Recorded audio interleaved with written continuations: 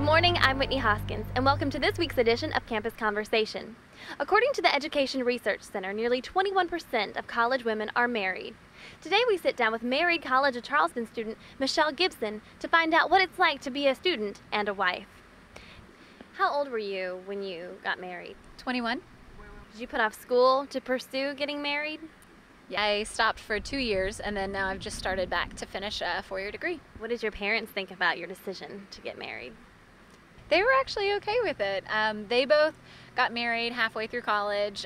My mom wound up going back to school like I'm doing, and my dad wound up just taking what he had learned and pursuing his career, and they were both really successful. So they didn't have a problem at all. They really liked Joe too.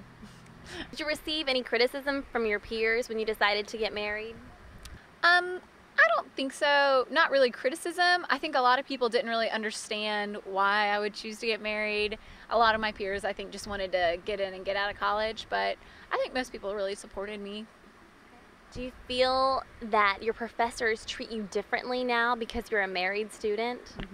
I think so, actually. I've noticed in a couple of my classes, some of the other girls who are married, I haven't seen any married guys, actually, which is kind of odd. But any of the other girls in my classes that are married tend to sit on the front row, and I think the teachers might see us more like adults because a lot of us are older too. And, you know, it's common ground. A lot of the professors are married. So I think they see me a little bit more mature than they would have, you know, as a entering freshman in a sorority, you know, just having fun in school. So, yeah, they do. Do you have any regrets about your decision to get married so young? Not really. I'd say it was a little bit difficult to watch my friends graduate and kind of have to stand on the sidelines while that happened, but no real regrets. I'm really happy with the way things have turned out.